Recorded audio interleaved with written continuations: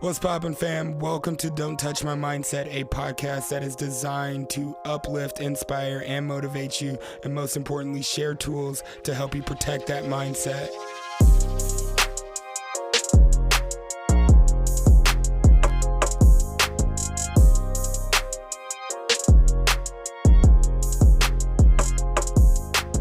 Ooh, it's the last Sunday in January. Oh, how'd you do? How'd you do? All them goals, dreams, aspirations, resolutions, how'd you do? You know what? I'm not even on that today. Because today is all about pivotal moments. Yes, we are getting joined by an amazing guest going back to the West Coast. I don't know, it's just some amazing people out there, and we're just building connections, building relationships. I absolutely love it. But I have a special guest for you that I think you're gonna enjoy the story, the energy, the wisdom. Man, yo, if you haven't already, please rate, review, follow the show. If anything resonates from this episode, share it with a friend. Share it with a friend, man. It really helps the show grow. We are back on Wednesday with a brand new mindset. But until then, enjoy this episode of Pivotal Moments. It's an amazing story. And if you want to share your own story on write us either at Don't Touch My Mindset on Instagram or at DJ Chase on Instagram, or you can email us at hello@don'ttouchmymindset.com. Check out the merch, man. I love you guys. Thank you so much for rocking with us. Let's get into it. Yo, super excited. I got a good friend here, fellow coach, fellow life changer, fellow game changer, fellow transformational teacher, speaker, leader. I don't think there's enough words to describe you in the positive light that I want to. So, Miss Raines, will you please introduce yourself to everybody? Yes. Hello, I am Kiola Raines, recovery coach by random experience. I started off as a fitness and nutrition coach right after undergrad and grad school. And due to my personal choices and my ups and downs and peaks and pits, I stumbled into recovery coaching as a part of my recovery. And it's the best surprise that could have ever happened to me. So I'm happy to be here to share a little bit about my journey, my experience, and also share some tips and tools for us to support our recovery journey, our positive mindset, and how to uplift ourselves using food and movement. So excited for the conversation. I love it. And I've been following you for a while now. And we've spoken many times. We've developed this amazing relationship, and you're just doing amazing things. You're on your own fitness journey. You're coaching and giving back. Your recovery. How long have you been in recovery now? It will be 4 years, January 1st, 4 years. Wow. So go ahead. Wow. I don't know how it went by so fast. I remember 1 year and looking back on that first year and realizing, okay, there were a couple of twists and turns, let's make year 2 a little bit different. So here comes year 2, 2020. And year 2 was different because I became pregnant with my son. So that was a twist. Then 2020 world shut down. So that was a twist to my sobriety. So I'm like, okay, this was different. First year of motherhood and, being alcohol free, also just an eye opener to understand how that mommy wine culture can really have a hold on a lot of people, a lot of women and parents too. And then this past year was just like the fireworks year. Like, okay, girl, you are really doing this, from facilitating meetings to becoming a coach in the recovery space. It's just been absolutely amazing. So 4 years in recovery, 3 years alcohol free. I personally designate that difference because that first year there were some slips and falls and twists and turns, but I was still in recovery. And what I mean by that is, as soon as I fell, I immediately got back up, checked in, got into fellowship. I didn't let it, I didn't stay down when I fell down. And I got right back into my process and doing the things I needed to do to stay on the track. where I think that some folks have time in recovery, abstaining from a certain substance, and then maybe they have a fall and they stay down for a while and pick up months and months later or years later. For me, it was like, oh, okay, yep, you still can't do it. You still don't have it. So get back up. And then my last drink was December 31st, 2019. So I still keep my January 1st date. It's just, I don't know if that's just the little mind part of me that wants to control something. That's the one thing I know for sure. This is something I can decide for myself, that I'm substance free ever since this date. So, You know yeah. what? I find beauty in that. I find beauty in that. One, I've never experienced any type of slips, falls, relapse, or anything like that. But then when I do coaching with people, there's people who do, and all I can say is show yourself grace and give yourself credit. Show yourself grace and give yourself credit, right? Think about what you did do, apply what didn't work, and then let's focus on what is working, right? And so, like, what's one piece of advice for that person that you were that first year in recovery? I mean, let's just dive into it. Like, what would you tell somebody there? So when you're going into that first year, so if I'm talking to somebody that's on day 1, day 90, 6 months in, somewhere around there, each of those people, stay in fellowship. That's the number one thing. Stay in fellowship, whatever your fellowship looks like. If it's in-person fellowship, if you're a part of a virtual community, make that a priority. So that doesn't necessarily mean daily meetings, because sometimes people's schedules do not allow for that. That means fellowship. That means you're intentionally reaching out to someone else who is on the journey. If that's a text group that you're in, if that's an Instagram chat thread that you're in, whatever it is, stay in fellowship, stay connected with folks. And of course, if you can get to small group meetings on a regular basis or virtual meetings on a regular basis, I suggest that as well. Be around other people who understand what this journey is like in some capacity. And then the next thing is, I highly suggest, maybe I'm biased because I've been coaching even before recovery, you know, I studied kinesiology, and fitness and nutrition coaching are my thing. Get an accountability expert. So you have your fellowship of peers and people who are like-minded and wanting to make that change. And then you have someone who has experience in holding people accountable. And I say expert because you want someone who, you're not the first person that they're holding accountable. They've helped many people achieve what they want to achieve and get where they want to go. And they've helped many people with accountability. Get an expert.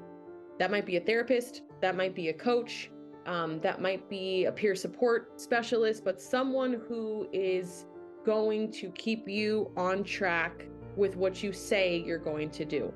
And then the next thing, 100%, is get right up. If you fall, get right up. If you fall off the wagon, if you consciously choose to use, because I'm moving more towards that conscious choice to use rather than slip.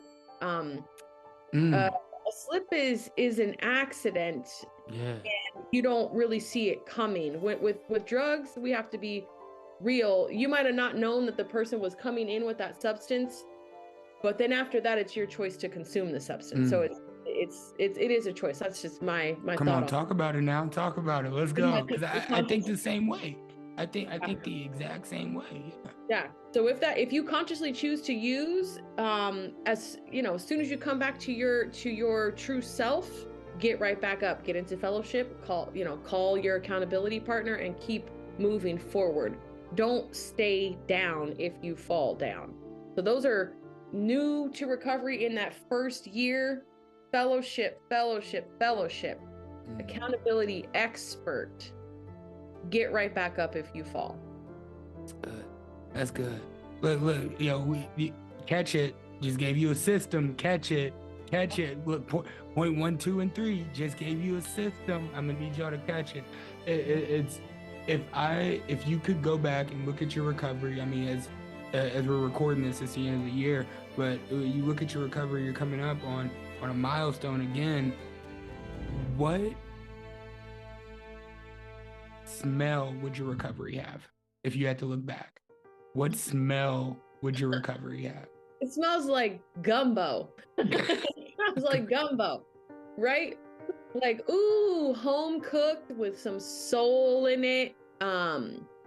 Sometimes maybe a little extra of something like, okay, well, we put a little too much. I mean, can you really put too much crab legs and sausage? No, but maybe we put a little too much roux. We put a little too much roux. So now we got to add a little bit more water. And now the pot is getting bigger and bigger and bigger. So starting off as I thought I was doing a one single serving gumbo. I thought this was going to be for me. I'm getting sober for me, so I can benefit from this and my family can benefit. That was all I was thinking about. Single serving. Well, you put a little bit too much of this in it. Add more water, the pot keeps getting bigger. You put a little bit too much of this. Maybe because I think you can overuse anything, right? If I'm relying only on fellowship and I have no accountability, I'm showing up and being in this group, but outside of the group, nobody's keeping me in check. Got to add some more water, got to add some more ingredients. So as I found that balance of fellowship and accountability and get right back up, my pot now is the perfect size pot, but I'm not just serving myself like I thought that I was going to do. Now I got enough for everybody. So you get a bowl, you get a bowl, you get a bowl. So many flavors. And I say gumbo because I don't just believe that 12-step works. 12 steps is like, that's the crab legs. I don't think that just the virtual recovery or new age sober curious space works. That's the sausage in there. That works too. The books, those work too. That's the rice, the Quitlet and the podcast and the recovery coaching. That's for some folks who put okra in their gumbo, that's the okra, right? All of because there's a difference. All of these different ingredients have made up my journey. I was very active in a space just for sober Black women for a few years, and that had its own purpose in my journey. Each of these different ingredients are what make up my big stew, my big gumbo pot. So definitely, in the home cooking aspect, I'm very much in this journey because I want my family that I'm creating with my partner and my immediate family, siblings and parents, to also benefit from me being who I was truly meant to be. And so there's a little family aspect to that as well. So yeah, now I want some gumbo. Yo, you and me both. I'm like, hey, if you cooking it, because it sounds like you got to throw down on the gumbo. I watch my mom and Nathaniel, my partner, my father's son. We love food, and he comes from a home where his mom was a caterer, so food is his thing, and I do the dishes. Hey, I'm telling you, it systems, catch it again, systems. This is how relationships work, right? And it goes a little bit deeper than that, than just like, yeah, hey, you gonna cook, I'm gonna do the dishes, we good there. It's that one that has been communicated in preferences and tendencies, and then that we come out of that. So that's one thing that I'm huge about is communication, and that's one. You know what I mean? So it's huge. So let me, the whole reason that you're here, let me ask you, what was, I want to say a pivotal moment, because just in the timeline from 2019 to 2022, I bet you've probably had 4 pivotal moments. But what is a impactful pivotal moment that has really shaped you to who you are today, to the strong, amazing Black woman that is leading communities, that are leading meetings, that's recovering out loud, that's champion for other people? Like, what pivotal moment made you that?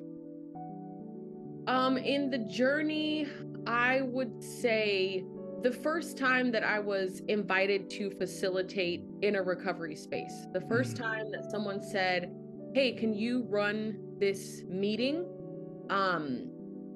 That was like, oh shit, I guess I can. Yeah, I've taught in classrooms before. I've taught in online spaces before. So the teaching aspect and the speaking aspect, no problem. I'm not shy, as you might know. I love sharing. And when someone opened my eyes to, you can do what you do and be yourself in the recovery space, I was like, oh, wow. Okay, this is like an actual thing. I'm gonna be leading this meeting and I get to pick a topic, and I get to be in fellowship with in that space, it was all Black women. And so, oh, wow, okay, I'm doing this. And the next, I would say, was just about 6 or 7 months ago. This year has been group after group after group reaching out. And so when someone who I followed, with the blue check reached out and said, hey, we want you to come to a workshop in our space, I just realized, oh, I am me. Yes, I am a nutrition coach. That's right. I am a nutrition coach. I do have over 10 years of experience as a personal trainer. I am valuable. Okay, not only am I valuable, I'm valuable in the space, in the community that matters so much to me.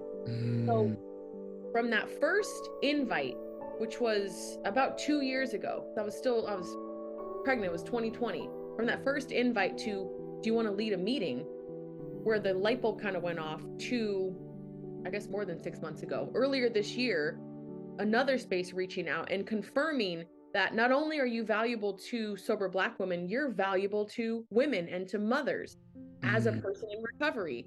And then that expanded into, you're not only valuable to Black women and mothers, you are valuable in the recovery space. And once I realized, oh, that's why all this stuff happened. That's why I studied what I studied in undergrad and grad school. That's why I am a person in recovery, because the recovery space needs people who love human movement and nutrition and can educate us on how to use those things in our recovery journey. And then it was like, whole life has changed. Never thought I was going to have a career as a coach in the recovery space.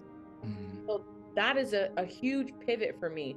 Earlier this year, I was set on the notion that I will do clubhouse rooms for free. I will do small meetings for free. I will do everything. No problem. It's great. I'm giving back. I'll be a stay-at-home mom. That is what it is. And then the universe said, you can still stay at home. You're going to stay at home and you're going to do some work. And you're going to do what you love to do with a community that's so important to you. So it has been a full 180, 360. I don't know. It's turning. Right. No, that's beautiful. And it sounds like it's just so much alignment, like, and nothing is forced in that aspect of when it comes up. And I think that's the most important part of when we're leveraging. I love the word leverage, when we can leverage a pivotal moment, not force anything to try and make the puzzle piece fit to get up and get our gain, but it's literally a win-win for everybody involved. And it was just delivered because of who you are and your gifts and what you do and what you've been focused on and your growth and your development, like that. So in that process, what was the hardest part of adjusting? I would say definitely the substance use aspect, that I'm working with people who have this other challenge that they're dealing with. So when one person would come to me and I want to lose 15 pounds, cool. We never really talked too much about substances. I would mention alcohol as a part of the nutrition piece, but at the same time, I couldn't really say much about alcohol because I was drinking bottles of wine by the day. So I didn't really talk too much about it. Same thing with fitness. You want to get moving? Okay, great. You want to get stronger? Great. We're focused on just that. I know a little, a few pieces about folks' family and work, and that would come up in sessions, but we were focused on food and movement. And in this role, where I'm bringing those as tools, the priority is abstaining from the substance. And so that definitely changes my empathy. It also changes because I get it. I understand.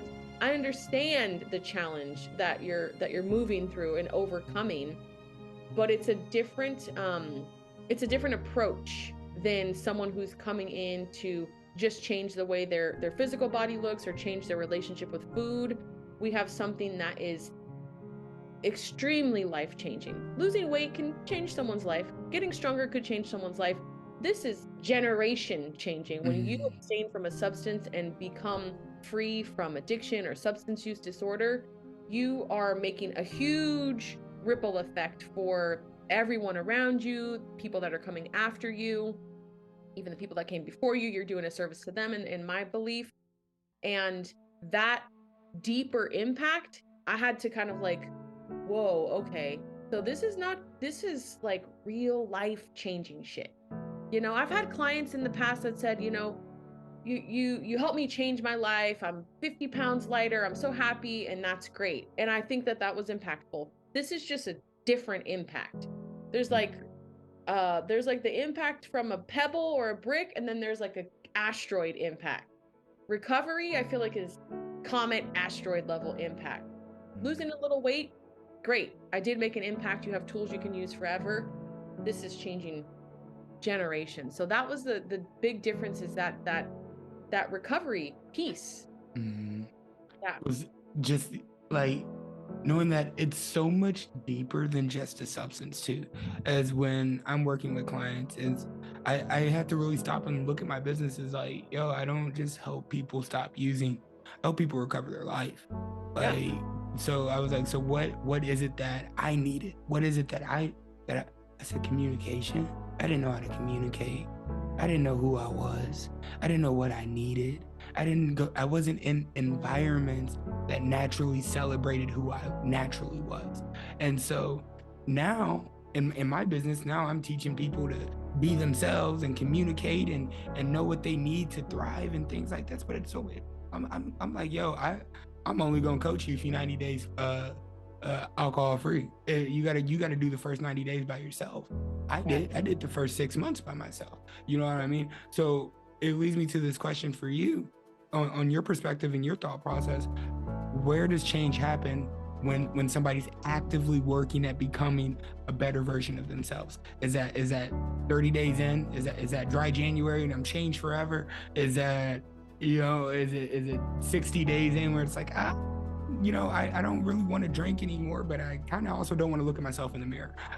Like, so where does that change happen?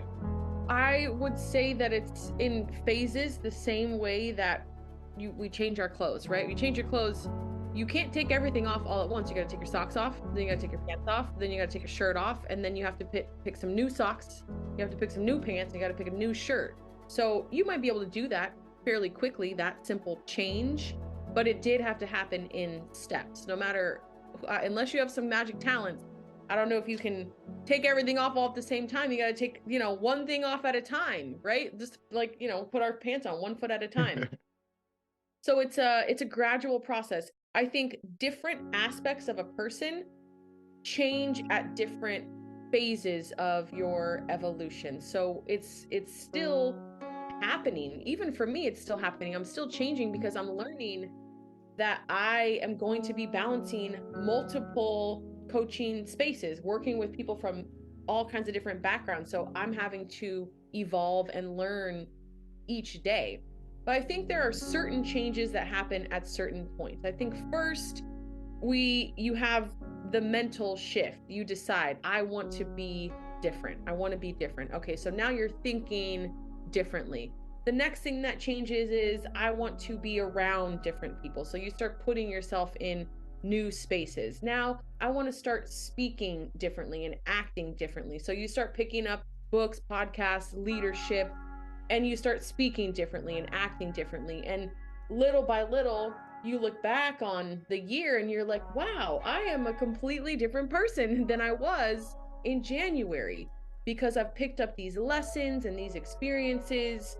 And going into the new year, for me, I hope at the end of next year, I also am a completely different person. I want to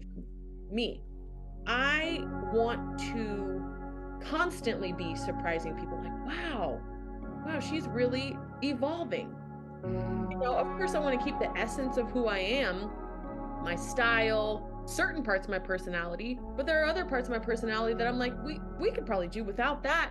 In year from 40 to 50, I don't necessarily need the things that I did from age 30 to 40. I need some new things. I'm a 40-year-old woman now.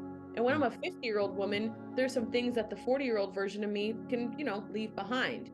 So I hope that I'm always changing for the better, but I think that it definitely happens in phases, in steps. Take off one thing, take off another thing, get a new one, get a clean one, Take off the dirty shirt, put the clean shirt on. You got to button it up. You get ready to go. It's not going to happen all at once. But when you look back and see it, it's pretty beautiful. Magical. And it's so magical. And I tell everybody always, I need you to be emotionally attached to the process, not the outcome. And don't compare your cut to somebody else's cut. I promise you, they both hurt. And it's the fact that if we're gonna try and compare how we change, the process that we're going through, to how somebody else is changing their clothes, they just may be able to change their clothes faster than you. You know what I mean? Somebody might know the trick to get the socks off behind the heel. Yeah. You know? And somebody might be trying to pull down the tube socks from the top. That reminds me of my dad so much. Yeah, the reach around, not like little kids trying to pull from the toes. Like, you're gonna be doing that for a while. But that's where we need somebody like, to come in and say, did you ever think of, just sliding back, just sliding your sock off from the back? You're trying to pull off from the toes. It's not going to work. It's going to take you a long time to change. That's good. That's a whole message right there. That's good. Look, I'm telling you, hey, y'all were ready for today. I love it. I love it. It brings me to this quote. I go through in the mornings and I read quotes. Of course, speaker life. You got to be nasty with the quote game, right? And H. Jackson Brown said, I just want to see what comes to mind for you. What does it speak to you? And just kind of riff on this for a minute. But he said, in the confrontation between the stream and the rock, the stream always wins, not through strength, but by perseverance. Because the stream don't stop. Stream don't stop. Don't take no breaks. It's constantly moving. I mean, that kinetic energy and movement is my passion. And just knowing that we all have that in us to move, make something happen. Even though we would see that rock sitting there as, oh, it's stronger. There's no way that water, what's that water gonna do? It's water. We're talking about, a rock, but the rock stays there the whole time. The pebbles it's sitting there. The water's rushing. It's moving. It's new water. You're not going to see the same water come past. So even that rock sitting there, you weren't prepared for this other rush, this new rush of water that's coming towards you. It's going to take a little piece off of you, a little chip, and you're still sitting there. You didn't move. Here comes the persistent water coming, moving, and new. Beautiful quote. You have to keep moving. And I have a sister who's a meditation coach, and of course, in meditation, a lot of times we're taught stillness, and that's great. You can have moments of that, of calm, but soon after the calm, you need to get up and move. You got to keep moving. So I think that's a beautiful quote. Yeah, you got to be persistent in the direction you're going, not concerned about, obstacles in the way, go around it, go around it, go under it, go over it. Something we're not going to let it stop us. We're going to keep moving.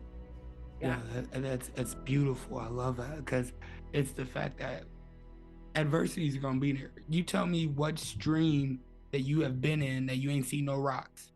Yeah. Which stream, there's, when you see a stream, you see rocks. But that's the thing, you see the stream all the time because it's always moving. The perseverance, just the rocks are either at the bottom, they're getting ran around, they're getting ran over. And it's like you said, you got to keep moving. And I think it's that fact of finding a way to get through the obstacle, the trial, the adversity, the tribulation, whatever it may be. So I get a lot of people, I was talking to this kid. I do a leadership development class with some youth.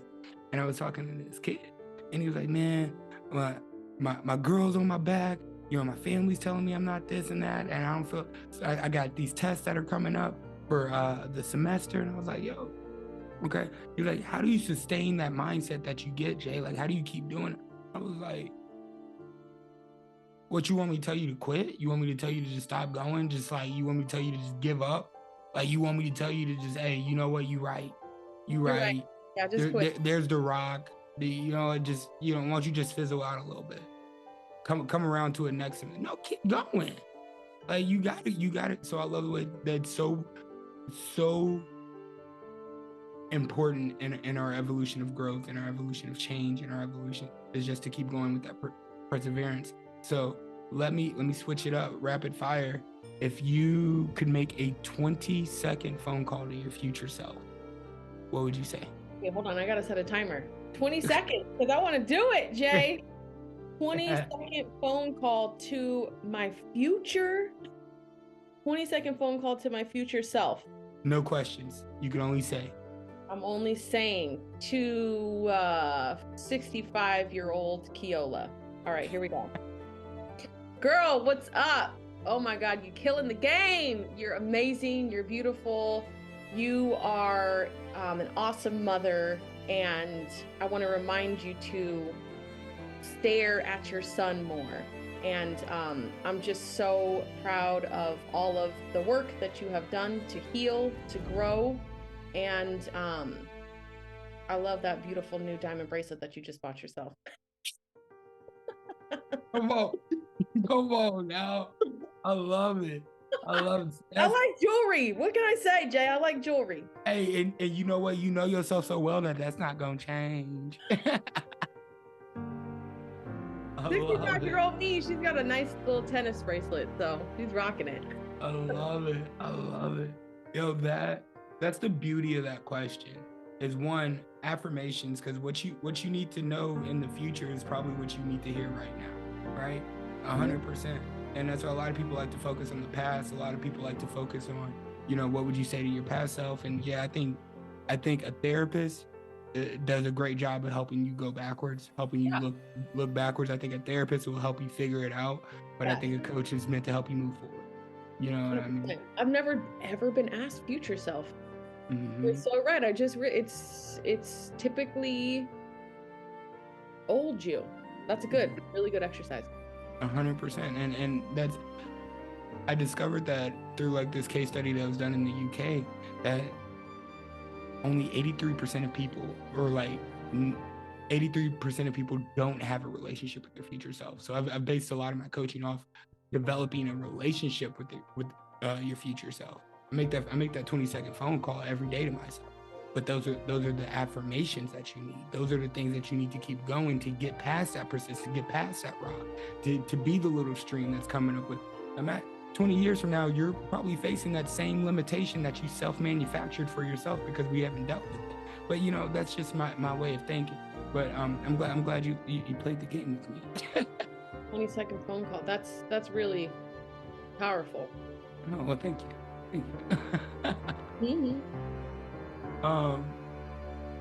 Tell me about two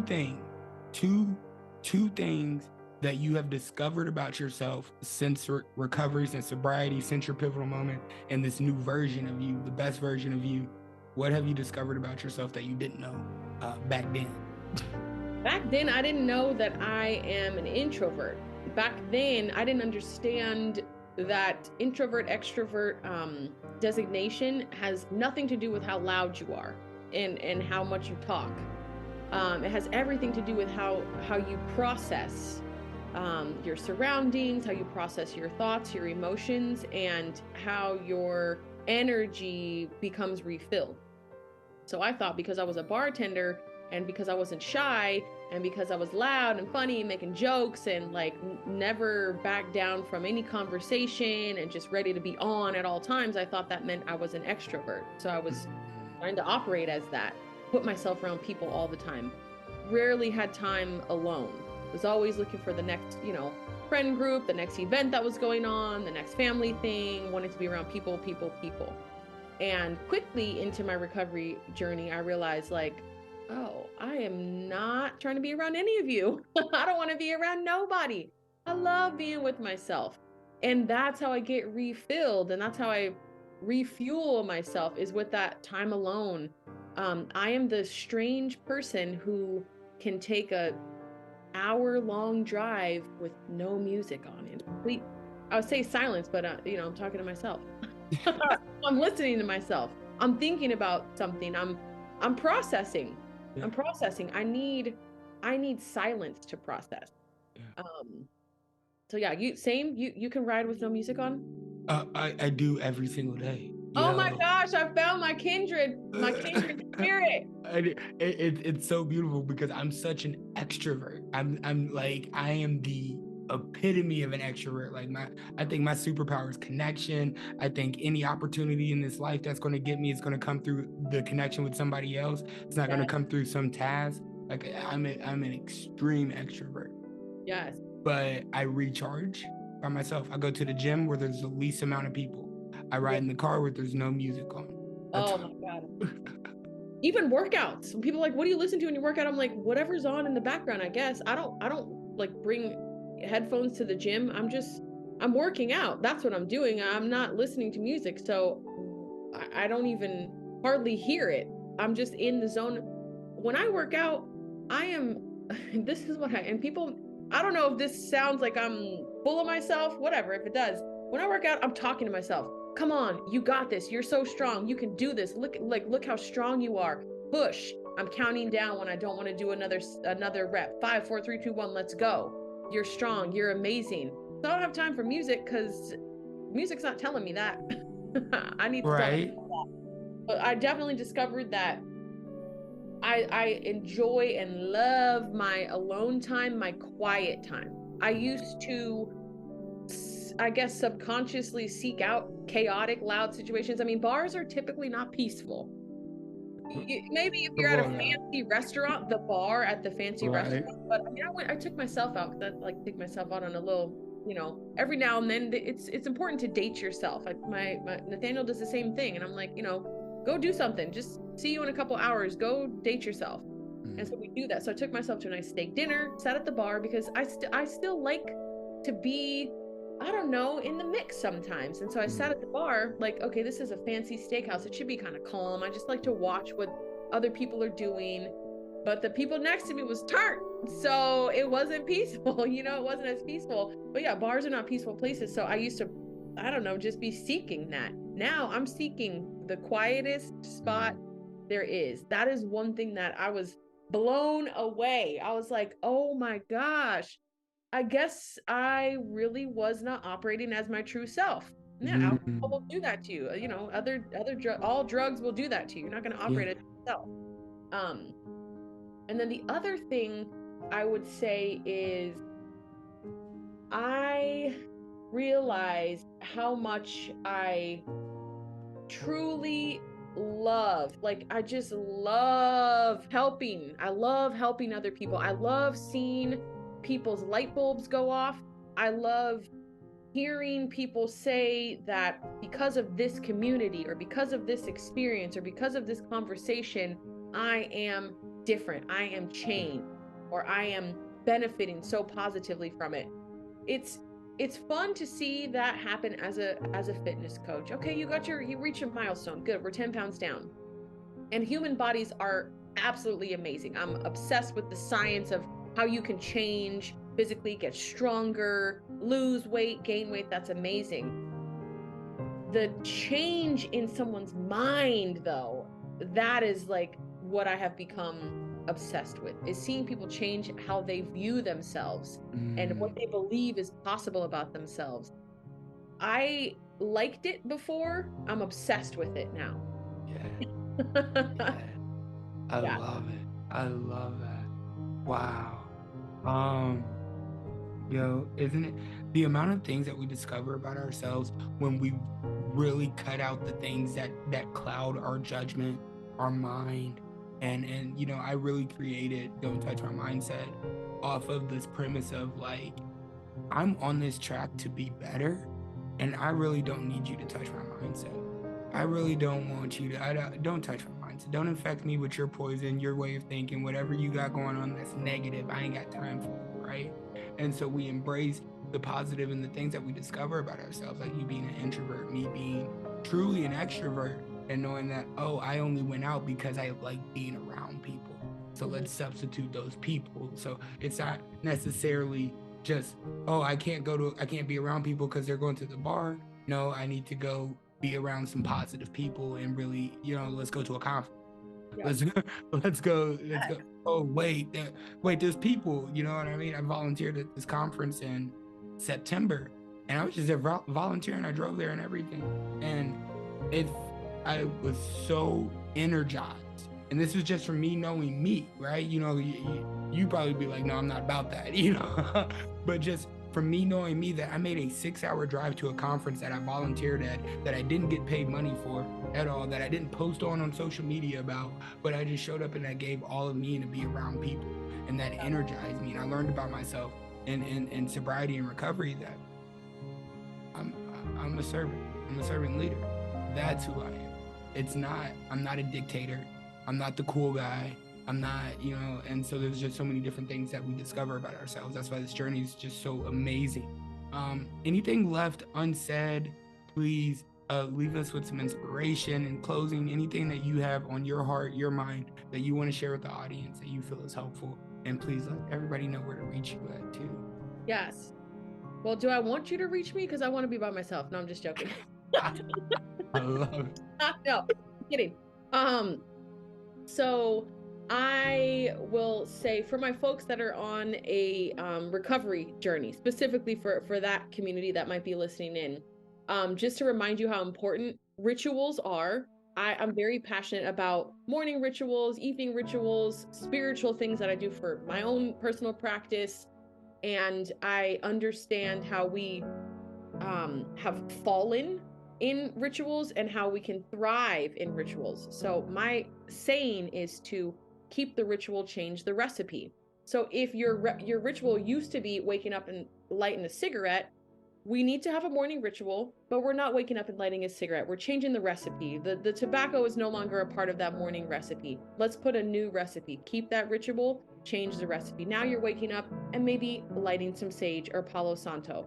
So you're still having that experience. You're still having that morning wake up. It's not cigarette smoke. It's some sage, cleansing the space around you. Some Palo Santo, cleansing the space around you.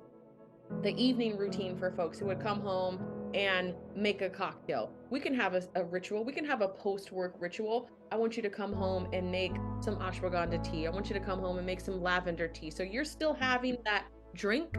You're still having that hour, but it's going to be a truly happy hour. Because I've never really seen happy hours and so happy. I want you to have a truly happy hour. Keep the ritual, change the recipe that makes up that ritual.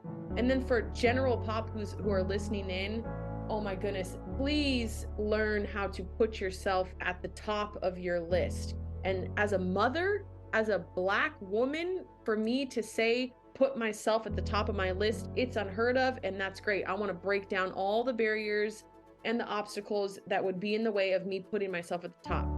It doesn't mean that my son is not on my list and my partner is not on my list. But if I'm not taking care of myself and my needs, my mental needs, my physical needs, my spiritual needs, they're not getting the full experience of me. They're getting tired me, maybe resentful me. They're getting broken me, meaning spiritually, I'm just not put together. So I have to be at the top. And that's not selfish to put myself at the top, because what I'm doing here, taking care of me, is so that I can give. But if I'm empty, how am I going to give to you? Everyone needs to learn how to prioritize themselves and their mental health and their spiritual health and their physical health, so that you can give, in my opinion. But I'm also like you, I'm here to serve, here to give, here to help. So of course, I'm going to encourage folks to prioritize themselves so that they can give more. So yeah, keep the ritual, change the recipe. If you're in the recovery journey, those rituals that keep us on track, online, on a schedule and routine, that's great. You might need to switch up what you're doing in that ritual. And for the general population, learn how to put yourself at the top of your list. You have to. That's so important. Like, how you gonna be good for anybody else if you ain't great for yourself? Might sound cliche and people hear it, but it's like, when you learn how to do it, then you understand why it has to be said over and over and over and over. And that's so. I got in a conversation. It wasn't a conversation. It was a heated debate. I ain't gonna say argument. It was a heated debate between a dude and I, and he was like, "Well, who do you put first in your relationships?" I said, "Me." He said, well, that's selfish. I said, no, it's not. Absolutely not. Absolutely not. How am I going to be the best version of me for anybody else if I'm not the best version of me? I sleep with me. I spent 6 months by myself in a box. You know what I mean? Like that's me. I had to deal with me in order to deal with anything else on the outside. I think there's 3 levels of mastery. Understand self, understand others, and then you recognize situational needs, recognize what the situation calls for. Once you can understand yourself, you can understand that others are different and others are the same, and then we can recognize what the situation calls for. I love it. I love it. This has been a phenomenal conversation. Please, if somebody wants to reach out to you, inquire Oh, about some coaching, anything. But she said, "Oh, I oh, forgot about that. Yes. Right now I would say the best place to reach out to me, send a DM, is gonna be Instagram, which is my handle is Kiola Raines at Kiola Raines. So shoot me a message on Instagram. If you're not on Instagram, you can find my outdated website. You can go there. I'll get a message if you send it there. Kiola Raines also, KiolaRaines.com. But find me on IG. I like folks to find me there so you can kind of see my personality before you even think you might want to mess with me. Because, you know, you got to see if you like the flavor before you have the whole meal. A lot. And my I'm telling you, it's like a silent spicy gumbo. That's what it is. It's an introverted spicy gumbo." Exactly. It's gonna hit you. You see it, and you're like, "Ooh, that looks good. That looks good." And they're like, "Oh, that's spicy." That's me. I love it. I love it. Thank you. Thank you. Thank you so much for being here. Thank you for joining us. Please, please, whenever you want to, come back to the show.